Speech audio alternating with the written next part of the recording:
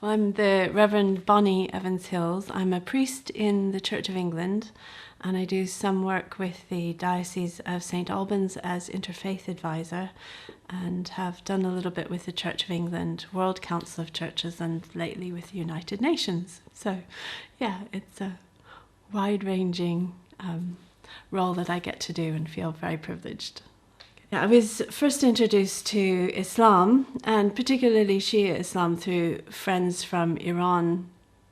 This is showing my age, way back before the revolution in Iran itself, through Iranian students in the States. And I think my introduction was as much one from a political aspect as it was from a religious aspect, and both I found very interesting. I mean, this is post-Vietnam War in the United States. I was a student. There was also, a lot of nasty stuff that the CIA was doing, including in Iran itself, with the overthrow of Mossadegh as prime minister and all of that. So there's this huge political background as well as a spiritual interest, I guess you could say, in Islam. I think even though I was introduced to Islam by Shia Muslims, I wanted to understand the difference.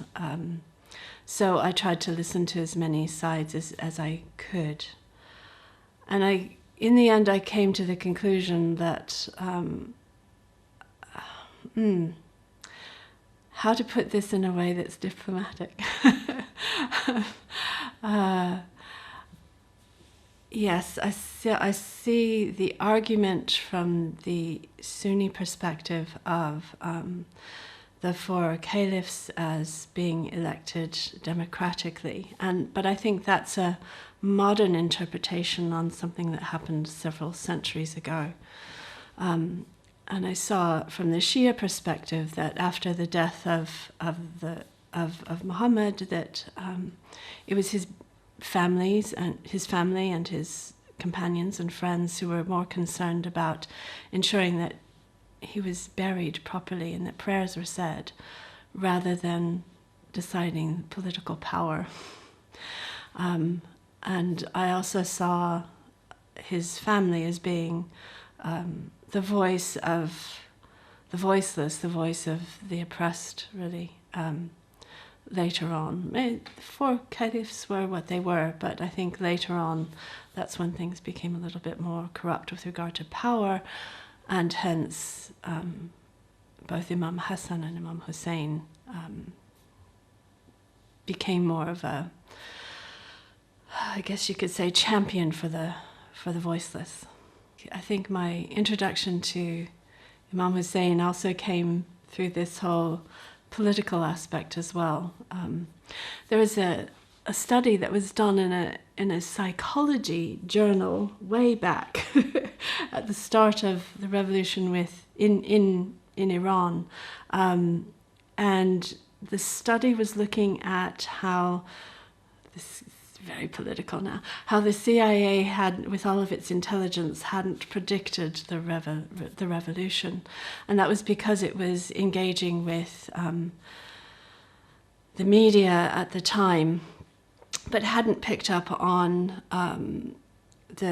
what you could call the Roseh Khan, or how in every single household people were listening to the story of Imam Hussain.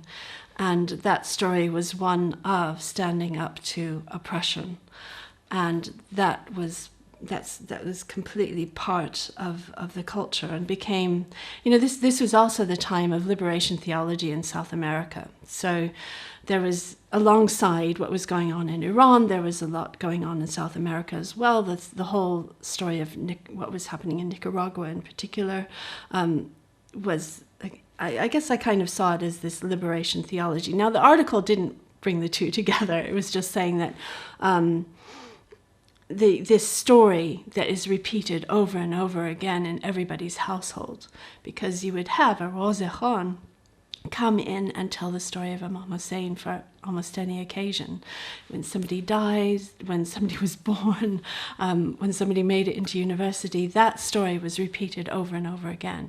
So in my mind, it became a kind of liberation theology in Iran, in the way that Catholic or the Christian liberation theology was very much a kind of political momentum within South America. Can Imam Hussain be a role model for anyone outside of the Muslim faith? I think we're very much in a world of shared humanity, where we're coming up against other cultures and other faiths and other traditions, and there's something to embrace in that, something that we can learn from one another.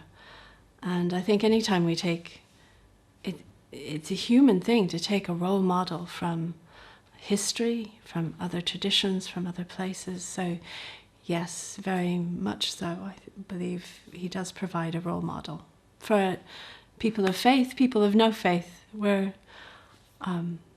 all living together in one world. I see his moving away from where he was and he had an invitation from the people of Kufa, who said, look, we want to support you. And he wasn't going to give his allegiance to a tyrant. And he knew that he was going to suffer if he didn't give that allegiance. And he needed a safe place for his family and for his companions, and Kufa was offering that safe place. But of course, the tyrant very much needed either his allegiance or to defeat him. And I think that's a common human story, that tyrants, any power that seeks to oppress either seeks for your allegiance, and if you won't give it, then it needs to suppress you. And so Imam Hussein's willingness to say, no, I'm not going to do that, even at the cost of my life and maybe possibly the lives of my family, I'm not going to give my allegiance.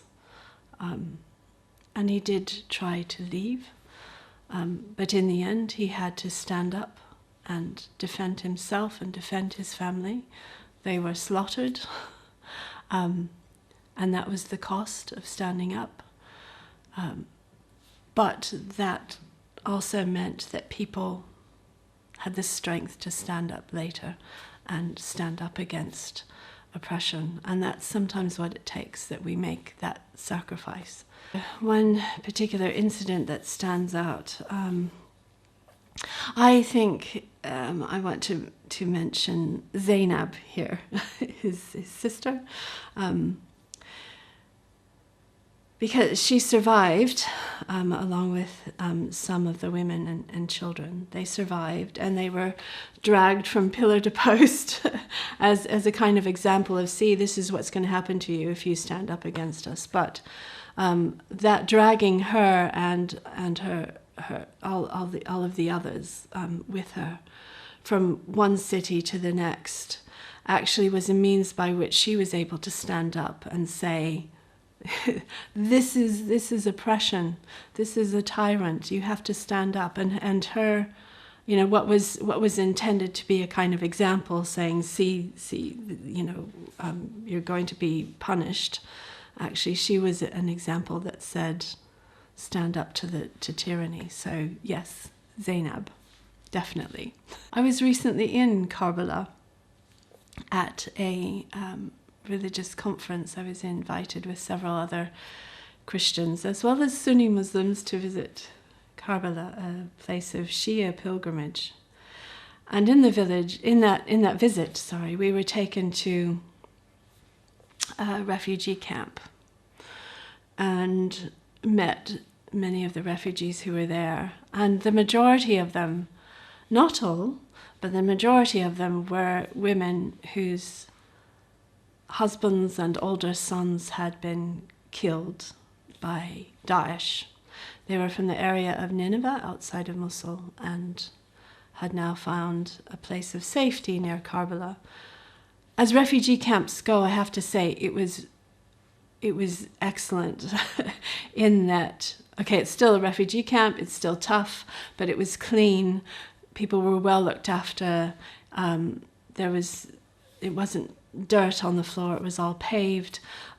They had coolers, they had running water, they had electricity. It was a good refugee camp, and my goodness, we can take example from that. But these were women who were left on their own with smaller, younger children. And it's tough. It's really tough, and somehow not just the people of Iraq, but the world need to find a way of enabling these women to support themselves and support their children. We visited both the shrines of Hussein and Abbas. The conference was in both, and then we were also taken to Najaf, to the shrine of Imam Ali. It was at a time of the celebration of their birthdays in Karbala, of Hussein and Abbas.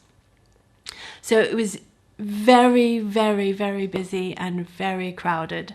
And because we were there for a conference, we were kind of shifted about from one place to another through all of the crowds, which was interesting.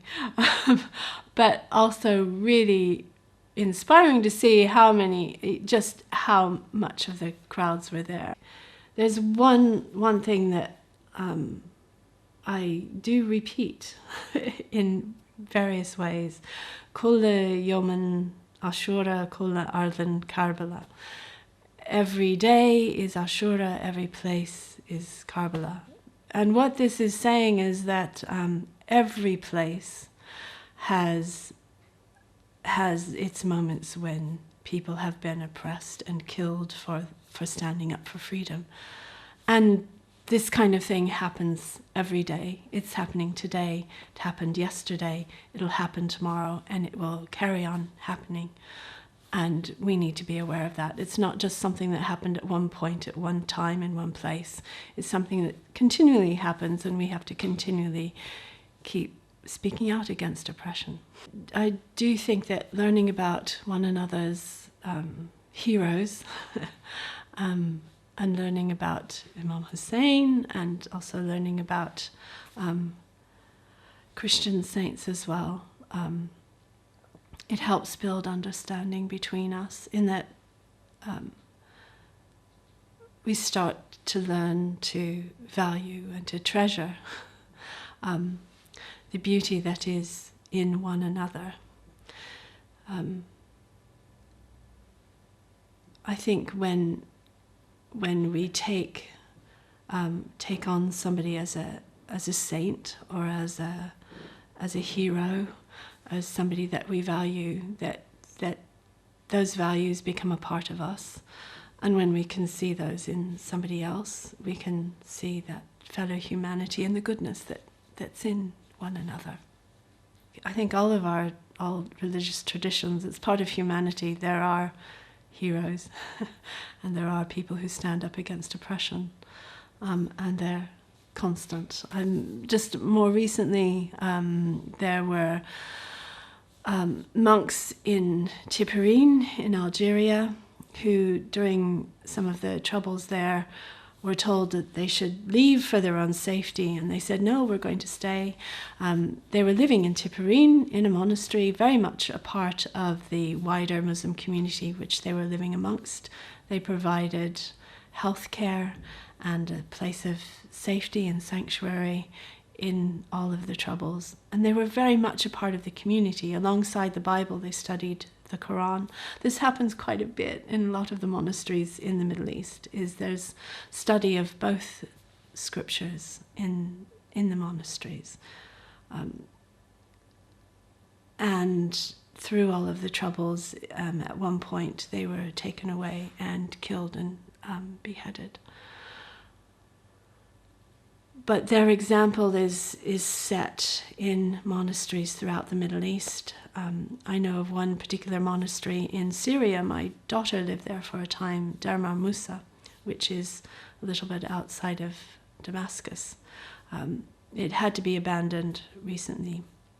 But one of the monks who was there, and eventually I think now he's the abbot, is Father Jihad. Yes, his name is Jihad, and he's a Christian, and it's a Christian concept to strive and struggle in the way of God, because that's what jihad means.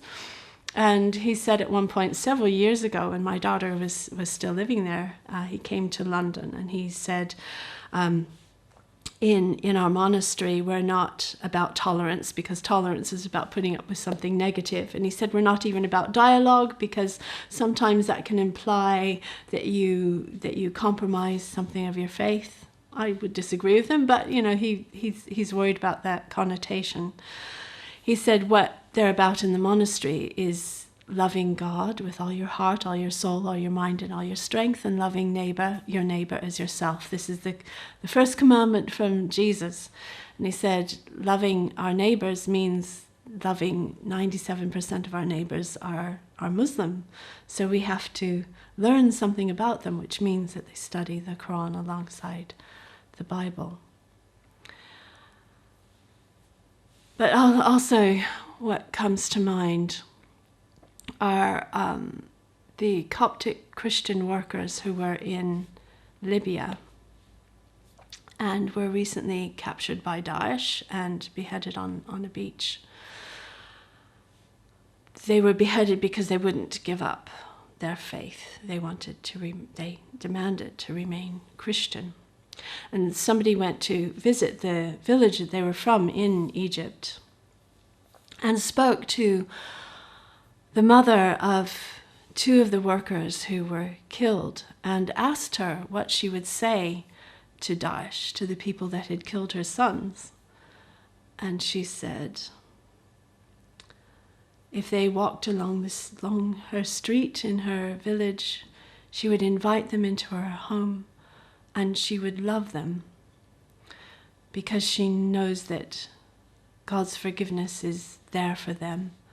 And she knows that they only did what they did because they were misled and they were mistaken.